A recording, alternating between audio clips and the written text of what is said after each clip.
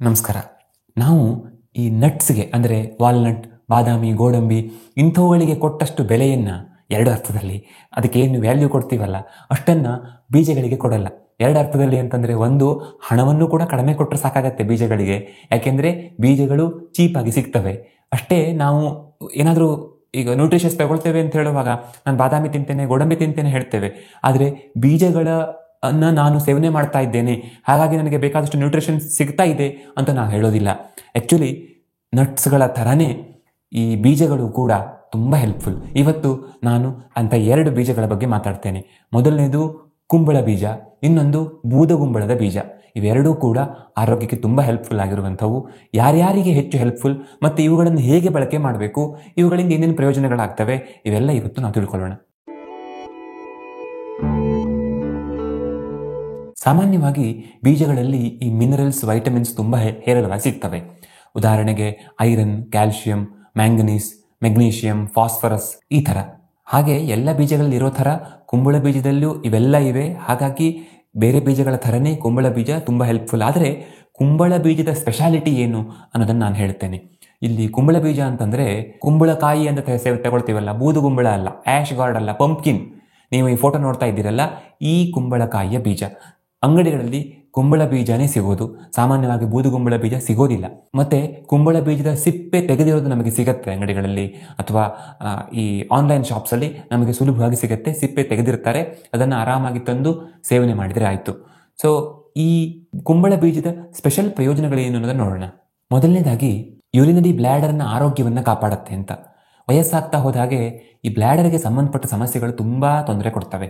ಉದಾಹರಣೆಗೆ ಮೂತ್ರ ಸುಲಭವಾಗಿ ಹೋಗೋದಿಲ್ಲ, ಹೋದಾಗ ಕಾಯಬೇಕಾಗತ್ತೆ, ಮತ್ತೆ ಮತ್ತೆ ಹೋಗಬೇಕು ಅನಿಸುತ್ತೆ, ಕೆಲವೊಮ್ಮೆ ಮೂತ್ರನ ಹಿಡ್ಕೊಳ್ಳಿಕ್ಕಾಗೋದಿಲ್ಲ, ಒಂದು ಸ್ವಲ್ಪ ಮೂತ್ರ ಸ್ಟಾಕ್ ಆಗ್ತಿದ್ದ ಹಾಗೆ ಹೋಗಬೇಕು ಅನ್ಸುತ್ತೆ, ಹಾಗಾಗಿ ರಾತ್ರಿ ಎಲ್ಲ 4-5 ಬಾರಿ ಎದ್ದೆದ್ದು ಮೂತ್ರಕ್ಕೆ ಹೋಗಬೇಕು.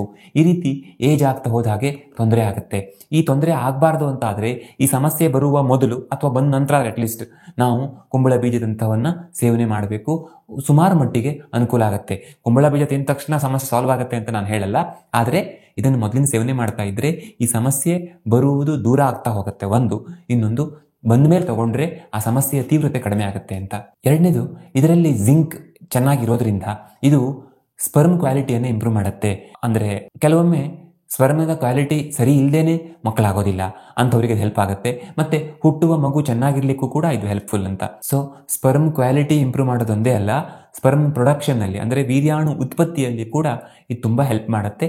ಅದು ಉತ್ಪತ್ತಿ ಸರಿಯಾಗಿ ಆಗೋ ಥರ ನೋಡ್ಕೊಳ್ಳುತ್ತೆ.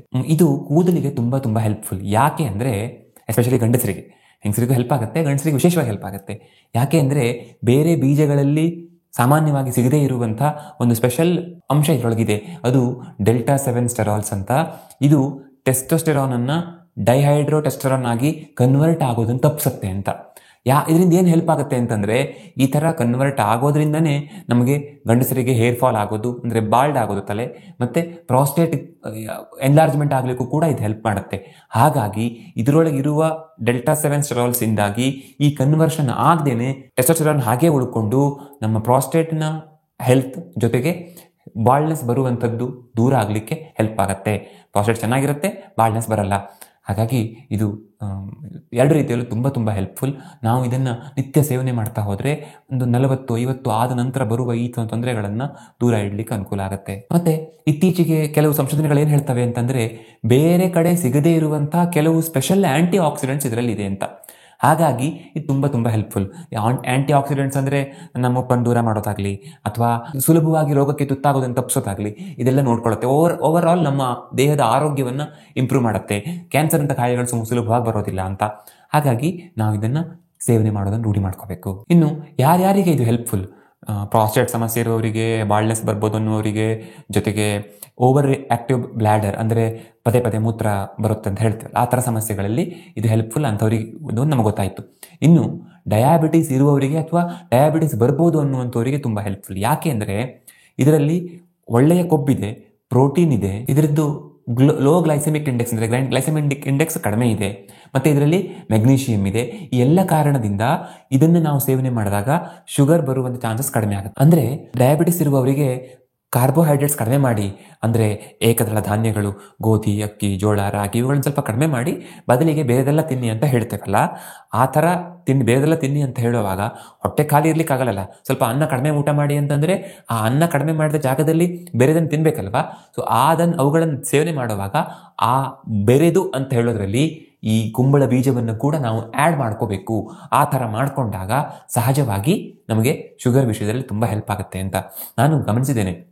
ತುಂಬ ಜನರು ಈ ಥರ ಸ್ವಲ್ಪ ಕಾರ್ಬೋಹೈಡ್ರೇಟ್ಸ್ ಕಡಿಮೆ ಮಾಡಿಕೊಂಡು ಪ್ರೋಟೀನ್, ಫ್ಯಾಟ್, ಫೈಬರ್ ಚೆನ್ನಾಗಿ ತಗೊಳ್ತಾ ಹೋದರೆ ತುಂಬ ಚೆನ್ನಾಗಿ ಇದು ಕಂಟ್ರೋಲಿಗೆ ಬರುತ್ತೆ, ಏನು ಶುಗರ್ ಕಂಟ್ರೋಲಿಗೆ ಬರುತ್ತೆ ಅಂತ. ಅದನ್ನು ಮಾಡರ್ನ್ ಸೈನ್ಸ್ ಅದನ್ನೇ ಹೇಳುತ್ತೆ. ಆಯುರ್ವೇದದ ಪ್ರಮೇಹ ಅಧ್ಯಾಯದಲ್ಲಿ ಇದೇ ಥರದ ಎಕ್ಸ್ಪ್ಲನೇಷನ್ ಬರುತ್ತೆ. ಅಲ್ಲಿ ಅಕ್ಕಿಯನ್ನು ಕಡಿಮೆ ಮಾಡಿ ಅಂತ ಕೂಡ ಅವರು ಹೇಳ್ತಾರೆ. ಇನ್ನು ಕೊಲೆಸ್ಟ್ರಾಲ್ ತುಂಬ ಹೆಚ್ಚಿದೆ ಅನ್ನುವಂಥವ್ರಿಗೆ ಕೂಡ ತುಂಬ ಹೆಲ್ಪ್ಫುಲ್. ಯಾಕೆಂದರೆ ಇದರಲ್ಲಿ ಇರುವುದು ಒಳ್ಳೆಯ ಕೊಬ್ಬು, ಇದು LDL ಅನ್ನು ಕಡಿಮೆ ಮಾಡಲಿಕ್ಕೆ ಹೆಲ್ಪ್ ಆಗುತ್ತೆ ಅಂತ ರಿಸರ್ಚ್ ಹೇಳ್ತದೆ. ಮತ್ತು ನಿದ್ರಾಹೀನತೆಯಲ್ಲಿ ಕೂಡ ತುಂಬ ಹೆಲ್ಪ್ಫುಲ್. ಯಾಕೆಂದರೆ ಇದರಲ್ಲಿ ಟ್ರಿಪ್ಟೋಫ್ಯಾನ್ ಇದೆ, ಇದು ಮೆಲಟೋನಿನ್ ಆಗಿ ಕನ್ವರ್ಟ್ ಆಗುತ್ತೆ ನಮ್ಮ ದೇಹದಲ್ಲಿ. ಆ ಥರ ಕನ್ವರ್ಟ್ ಆದಾಗ ಆ ಮೆಲಟೋನಿನ್ನ ಕಾರಣದಿಂದಾಗಿ ನಮಗೆ ನಿದ್ದೆ ತುಂಬ ಚೆನ್ನಾಗಿ ಬರಲಿಕ್ಕೆ ಹೆಲ್ಪ್ ಆಗುತ್ತೆ. ಇತ್ತೀಚೆಗಂತೂ ಬಹಳ ವೇಗವಾಗಿ ಮೂಳೆ ಸವಕಳಿ ಆಗ್ತಾ ಇದೆ. 30-40 ಒಳಗಡೆ ಮಂಡಿ ನೋವು ಅಂತ ಹೇಳುವಂಥ ಪರಿಸ್ಥಿತಿ ಬಂದಿರುವಾಗ ಇದರೊಳಗಿರುವ ಮ್ಯಾಗ್ನೀಷಿಯಂ ನಮಗೆ ಮೂಳೆಗೆ ಹೆಲ್ಪ್ ಮಾಡಿಕೊಡುತ್ತೆ.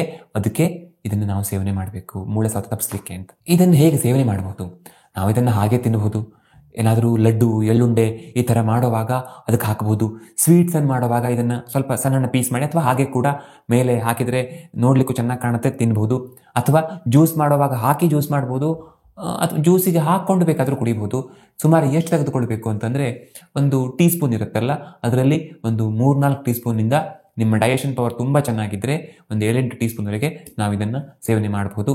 ಇದರಿಂದ ತುಂಬ ಅನುಕೂಲ ಆಗುತ್ತೆ. ಆದರೆ ನಮ್ಮ ಡೈಜೆಷನ್ ಪವರ್ ಚೆನ್ನಾಗಿಲ್ಲ ಅಂತಾದರೆ ಈ ಬೀಜಗಳು ಅಥವಾ ನಟ್ಸ್ ಎಲ್ಲ ಡೈಜೆಷನ್ಗೆ ತುಂಬ ಹೆವಿ ಇರೋದ್ರಿಂದ ನಮ್ಮ ಡೈಜೆಷನನ್ನು ಇಂಪ್ರೂವ್ ಮಾಡಿಕೊಂಡು ಆಮೇಲೆ ಸೇವನೆ ಮಾಡಿದ್ರೆ ಹೆಚ್ಚು ಒಳ್ಳೆಯದು. ಇನ್ನು ಬೂದುಗುಂಬಳದ ಬೀಜಗಳು. ಸಾಮಾನ್ಯವಾಗಿ ಯಾವ ಅಂಗಡಿಯಲ್ಲೂ ಬೂದುಗುಂಬಳ ಬೀಜ ಸಿಗೋದು ಕಷ್ಟ. ಅದಕ್ಕೆ ನಾವು ಈಗ ಬೂದುಗುಂಬಳವನ್ನು ಕೂಷ್ಮಾಂಡ ರಸಾಯನ ಮಾಡಲಿಕ್ಕೆ ಅಥವಾ ಮನೇಲಿ ಸಾಂಬಾರು ಮಾಡಲಿಕ್ಕೆ, ಪಲ್ಯ ಮಾಡಲಿಕ್ಕೆ, ಬೆಳಿಗ್ಗೆ ಇದ್ದ ತಕ್ಷಣ ಆ್ಯಶ್ಗಾರ್ಡ್ ಜ್ಯೂಸ್ ಕುಡಿಯೋ ರೂಢಿ ತುಂಬ ಜನರಿಗಿರುತ್ತೆ. ಸೊ ಅದನ್ನು ಕುಡಿಲಿಕ್ಕೆ ತರ್ತೀವಲ್ಲ, ತಂದಾಗ ಬೀಜವನ್ನು ಬಿಸಾಕ್ತೇವೆ. ಆ ಬೀಜವನ್ನು ಬಿಸಾಕುವ ಬದಲು ಬೀಜವನ್ನು ಹಾಗೆ ಒಣಗಿಸಿ ಚೆನ್ನಾಗಿ ಬಿಸಿಲಲ್ಲಿ ಒಣಗಿಸಿಟ್ಕೊಳ್ಬೇಕು. ಅದನ್ನು ಉಪಯೋಗಿಸಿದರೆ ಎಂಥ ಅದ್ಭುತ ಪ್ರಯೋಜನ ಇದನ್ನು ಸಿಗುತ್ತೆ ಅಂತ ಹೇಳಿ ಮುಗಿಸ್ಲಿಕ್ಕೆ ಸಾಧ್ಯ ಇಲ್ಲ, ಅಷ್ಟು ಒಳ್ಳೆಯದು. ಮೊದಲನೇದಾಗಿ ಇದರಲ್ಲಿ ಒಮೆಗಾ-3 ಫ್ಯಾಟಿ ಆ್ಯಸಿಡ್ಸ್ ಚೆನ್ನಾಗಿವೆ ಅಂತ ಹೇಳ್ತಾರೆ. ಅಂದರೆ ಹಾಗಾಗಿ ಇದು ನಮ್ಮ ದೇಹದ ಇನ್ಫ್ಲಮೇಷನ್ನ ಕಡಿಮೆ ಮಾಡುತ್ತೆ ಮತ್ತು ಎಲ್ಲರಿಗೂ ಒಳ್ಳೆಯದು. ವಿಶೇಷವಾಗಿ ವೆಜಿಟೇರಿಯನ್ಸಲ್ಲಿ ಹೆಲ್ಪ್ ಆಗುತ್ತೆ ಅಂತ. ಯಾಕೆಂದರೆ ಅಗಸೆ ಬೀಜದಂಥ ಕೆಲವೊಂದು ಐಟಮ್ಸಲ್ಲಿ ಬಿಟ್ಟರೆ ನಮಗೆ ಒಮೆಗಾ-3 ವೆಜಿಟೇರಿಯನ್ ಫುಡ್ಡಲ್ಲಿ ಸಿಗಲ್ಲ ಅಂತ. ಇನ್ನು L-ಟ್ರಿಪ್ಟೋಫ್ಯಾನ್ ಅನ್ನೋವಂಥ ಅಮೈನೋ ಆ್ಯಸಿಡ್ ಇದೆ. ಇದು ತುಂಬ ತುಂಬ ಹೆಲ್ಪ್ಫುಲ್, ವಿಶೇಷವಾಗಿ ಮೆದುಳಿಗೆ, ಅದರಲ್ಲೂ ವಿಶೇಷವಾಗಿ ವೆಜಿಟೇರಿಯನ್ಸ್ಗೆ. ಯಾಕೆಂದರೆ ವೆಜಿಟೇರಿಯನ್ ಫುಡ್ಡಲ್ಲಿ ಇದು ಸುಲಭವಾಗಿ ಸಿಗದೇ ಇರೋದ್ರಿಂದ. ಮತ್ತು ಬೇರೆ ಎಲ್ಲ ಸೀಡ್ಸಲ್ಲಿ ಇರೋ ಥರನೇ ಇದರಲ್ಲಿ ಜಿಂಕ್ ಇದೆ, ಮ್ಯಾಗ್ನೀಷಿಯಮ್ ಇದೆ, ಕಾಪರ್ ಇದೆ, ಮ್ಯಾಂಗನೀಸ್ ಇದೆ, ಫಾಸ್ಫರಸ್ ಇದೆ, ಐರನ್ ಇದೆ, ತುಂಬ ರೀತಿಯ ಮಿನರಲ್ಸ್ ಇದರಲ್ಲಿ ತುಂಬ ಚೆನ್ನಾಗಿ ಸಿಗ್ತವೆ. ಮತ್ತು ರೀಸೆಂಟ್ ಆದ ಒಂದು ರಿಸರ್ಚ್ ಪ್ರಕಾರ ಇದನ್ನು ಅಂದರೆ ಅವರು ಇದರ ಎಕ್ಸ್ಟ್ರಾಕ್ಟ್ಸನ್ನು ಕೊಟ್ಟು ನೋಡಿರುವಂಥ ರಿಸರ್ಚ್ ಅದು. ನಾವು ಇದನ್ನು ಹಾಗೆ ತಗೊಂಡ್ರೂ ಕೂಡ ಅದಕ್ಕಿಂತ ಹೆಚ್ಚು ಒಳ್ಳೆಯ ಪ್ರಯೋಜನವೇ ಆಗುತ್ತೆ. ಡಿಪ್ರೆಷನ್ಗೆ ತುಂಬ ಹೆಲ್ಪ್ಫುಲ್ ಅಂತ. ಇತ್ತೀಚೆಗೆ ಯಾರು ನೋಡಿರೋ ಆ್ಯಂಗ್ಸೈಟಿ ಡಿಪ್ರೆಷನ್ ಅಂತ ಹೇಳ್ತಾರೆ. ಅರ್ಥ ಆಗಲ್ಲ ಇದು ಯಾಕೆ ಇಷ್ಟೊಂದು ಇದು ಅಂತ. ಅದಕ್ಕೆ ಬೇರೆ ಬೇರೆ ಕಾರಣಗಳಿವೆ.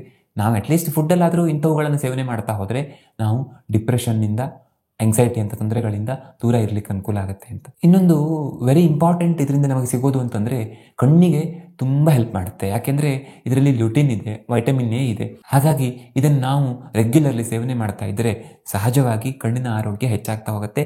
ಚಿಕ್ಕ ವಯಸ್ಸಿಂದನೇ ಕೊಡ್ತಾ ಬಂದರೆ ಅವರಿಗೆ 40, 50, 60 ಆಗುವಷ್ಟೊತ್ತಿಗೆ ಕಣ್ಣು ತುಂಬ ಚೆನ್ನಾಗಿರಲಿಕ್ಕೆ ಸಾಧ್ಯ ಆಗುತ್ತೆ. ಇನ್ನು ಕೊನೆಯದಾಗಿ ಕೆಲವು ಸ್ಟಡೀಸ್ ಹೇಳೋದೇನು ಅಂತಂದರೆ, ಕ್ಯಾನ್ಸರ್ ಸೆಲ್ಸ್ ಇರ್ತಾವಲ್ಲ, ಕ್ಯಾನ್ಸರ್ನ ಜೀವಕೋಶಗಳು, ಅವುಗಳಿಗೆ ಬ್ಲಡ್ ಸಪ್ಲೈ ಆಗದಿರೋ ಥರ ಇದು ತಡೀತದೆ ಇದರಲ್ಲಿರುವ ಕಂಟೆಂಟ್ಸ್ ಅಂತ ರಿಸರ್ಚ್ ಹೇಳ್ತದೆ. ಇನ್ನು ಯಾರ್ಯಾರಿಗೆ ಇದು ಹೆಚ್ಚು ಹೆಲ್ಪ್ಫುಲ್? ಮೊದಲನೇದಾಗಿ ಮೆದುಳಿಗೆ ಸಂಬಂಧಪಟ್ಟ ಸಮಸ್ಯೆ ಇರುವವರು ಅಥವಾ ನನ್ನ ಮೆದುಳು ಚೆನ್ನಾಗಿರಬೇಕು ಅನ್ನುವಂಥವರಿಗೆ ಇದು ತುಂಬ ಹೆಲ್ಪ್ಫುಲ್. ನಾನು ಆಗಲೇ ಹೇಳಿದಾಗ ಆಂಗ್ಸೈಟಿ, ಡಿಪ್ರೆಷನ್, ನಿದ್ರಾಹೀನತೆ ಈ ಥರ ಸಮಸ್ಯೆ ಇರುವವರಿಗೆ ಇದು ತುಂಬ ತುಂಬ ಹೆಲ್ಪ್ಫುಲ್. ಮೆದುಳಿನ ಆರೋಗ್ಯವನ್ನು ಚೆನ್ನಾಗಿ ಕಾಪಾಡುತ್ತೆ. ಎರಡನೇದಾಗಿ ಇಮ್ಯುನಿಟಿ ಕಡಿಮೆ ಇರುವವರಿಗೂ ಕೂಡ ಇದು ತುಂಬ ಹೆಲ್ಪ್ ಆಗುತ್ತೆ. ಯಾಕೆ ಅಂದರೆ ಇದು WBC ಅಂದರೆ ವೈಟ್ ಬ್ಲಡ್ ಸೆಲ್ಸ್ನ ಪ್ರೊಡಕ್ಷನನ್ನು ಇಂಪ್ರೂವ್ ಮಾಡುತ್ತೆ. ಹಾಗಾಗಿ ನಮಗೆ ಒಳ್ಳೊಳ್ಳೆ ಸೋಲ್ಜರ್ಸ್ ರೆಡಿ ಇರ್ತಾರೆ ಅಂತ. ಮೂರನೇದಾಗಿ ಪ್ರಾಸ್ಟೇಟ್ ಹೆಲ್ತ್ಗೂ ಕೂಡ ತುಂಬ ಹೆಲ್ಪ್ಫುಲ್. ಬಹುತೇಕವಾಗಿ ಈ ಸೀಡ್ಸ್ ಪ್ರಾಸ್ಟೇಟ್ ಹೆಲ್ತನ್ನು ಇಂಪ್ರೂವ್ ಮಾಡ್ತವೆ. ಇದು ಕೂಡ ತುಂಬ ಹೆಲ್ಪ್ ಮಾಡುತ್ತೆ. ಇನ್ನು ಡಯಾಬಿಟೀಸಲ್ಲಿ ಕಣ್ಣಿನ ಸಮಸ್ಯೆ ಇರುವವರಿಗೆ ತುಂಬ ಹೆಲ್ಪ್ ಆಗುತ್ತೆ. ಕಣ್ಣಿನ ಯಾವ ಸಮಸ್ಯೆ ಇದ್ರೂ ನಾವು ಇದನ್ನು ಹೊಟ್ಟೆಗೆ ತೆಗೆದುಕೊಳ್ಳೋದ್ರಲ್ಲಿ ಏನೂ ತೊಂದರೆ ಇಲ್ಲ. ಡಯಾಬಿಟೀಸ್ ಇರುವವರು ಇದನ್ನು ಸೇವನೆ ಮಾಡಿದರೆ ಮೊದಲನೇದಾಗಿ ಒಂದು ಸ್ವಲ್ಪ ಮಟ್ಟಿಗೆ ಡಯಾಬಿಟೀಸ್ ಕಂಟ್ರೋಲ್ ಬರಲಿಕ್ಕೆ ಎಲ್ಲೋ ಒಂಚೂರು ಪಾರು ಒಂದು 10-20 ಕೌಂಟ್ ಶುಗರ್ ಲೆವೆಲ್ ಕಡಿಮೆ ಆಗಲಿಕ್ಕೆ ಹೆಲ್ಪ್ ಆಗುತ್ತೆ. ಜೊತೆಗೆ ಡಯಾಬಿಟೀಸ್ನ ಕಾಂಪ್ಲಿಕೇಶನ್ಸಲ್ಲೂ ಕೂಡ ಇದು ಹೆಲ್ಪ್ಫುಲ್. ಇದನ್ನು ಹೇಗೆ ಬಳಸಬೇಕು? ಇದರ ಸಿಪ್ಪೆ ಇರುತ್ತಲ್ಲ, ಬೀಜದ ಹೊರಗಿನ ಕವಚ, ಅದನ್ನು ತೆಗೆದು ಒಳಗಡೆ ಅದನ್ನು ಮಾತ್ರ ತಿಂತೇವೆ ಅಂದರೆ ಹಾಗೆ ಮಾಡಬೇಕು. ಆ್ಯಕ್ಚುಲಿ ಮಾಡಲಿಕ್ಕೆ ಸಾಧ್ಯ ಆಗೋದೇ ಇಲ್ಲ. ಅದು ತುಂಬ ಕಷ್ಟದ ಕೆಲಸ, ಯಾರತ್ತೂ ಸಾಧ್ಯ ಆಗಲ್ಲ. ಸೊ ಅದಕ್ಕೇನು ಮಾಡಬೇಕು ಅಂದರೆ, ಒಂದು 4 ಜನ ಇದ್ದೀವಿ ಅಂತಾದರೆ ಒಂದು 2 ಮುಷ್ಟಿಯಷ್ಟು ಬೂದುಗುಂಬಳದ ಬೀಜವನ್ನು ನೀರಿನಲ್ಲಿ ನೆನೆಸಬೇಕು. 1 ತಾಸು ನೆನೆಸಿ ಅದನ್ನು ರುಬ್ಬಬೇಕು. ನೀರು ಹಾಕಿ ರುಬ್ಬಿದಾಗ ಸುಮಾರು ಮಟ್ಟಿಗೆ ನಮ್ಗೆ ಒಳಗಡೆಯ ಇದು ಸಿಗತ್ತೆ. ಅದನ್ನು ಸೋಸ್ಕೊಳ್ಬೇಕು. ಮತ್ತೆ ಏನು ನಮಗೆ ಪೇಸ್ಟ್ ಸಿಗತ್ತಲ್ಲ, ಅದಕ್ಕೆ ಮತ್ತೆ ನೀರು ಹಾಕಿ ಮತ್ತೆ ರುಬ್ಬಬೇಕು, ಮತ್ತೆ ಸೋಸಬೇಕು. ಈ ಥರ ಮಾಡಿದಾಗ ಅದರೊಳಗಿರುವ ಫೈಬರ್ ನಮಗೆ ಸಿಗೋದಿಲ್ಲ. ಆದರೆ ಬೇರೆ ದಾರಿ ಇಲ್ಲ ಈ ಥರ ಮಾಡ್ದೇನೆ. ಎಲ್ಲಿಯಾದರೂ ಸಿಪ್ಪೆ ತೆಗೆದಿರೋ ಸಿಕ್ಕಿದರೆ ಸೇವನೆ ಮಾಡ್ಬೋದು. ಬಟ್ ಅದು ಚಾನ್ಸಸ್ ನನ್ನ ಪ್ರಕಾರ ಸಾಧ್ಯ ಇಲ್ಲ. ಸೊ ಈ ಥರ ನಾವು ಸೋಸ್ಕೊಂಡಾದ ನಂತರ ಇದಕ್ಕೆ ರುಚಿಗೆ ಬೇಕಿದ್ದರೆ ಬೆಲ್ಲ, ಏಲಕ್ಕಿ ಪುಡಿ ಇಂಥವುಗಳನ್ನು ಹಾಕ್ಕೊಂಡು ಕುಡಿಬಹುದು. ಇದನ್ನು ಯಾವ ಸಮಯದಲ್ಲಿ ಬೇಕಾದರೂ ಕುಡಿಬೋದು. ವಿಶೇಷವಾಗಿ ಬಾಯಾರಿಕೆ ಆದಾಗ ಕುಡಿಲಿಕ್ಕೆ ಚೆನ್ನಾಗಿರುತ್ತೆ. ಬೆಲ್ಲ ಹಾಕದೇನೆ ಕುಡಿಯೋದು ಸ್ವಲ್ಪ ಕಷ್ಟ. ಅಂದರೆ ಡಯಾಬಿಟಿಸ್ ಇರುವವರು ಏನು ಮಾಡಲಿಕ್ಕಾಗಲ್ಲ, ಹಾಗೆ ಕುಡಿದರೆ ಒಳ್ಳೆಯದು. ನಿಮ್ಮ ಅಭಿಪ್ರಾಯನ ಕಮೆಂಟ್ ಮಾಡಿ ತಿಳಿಸಿ.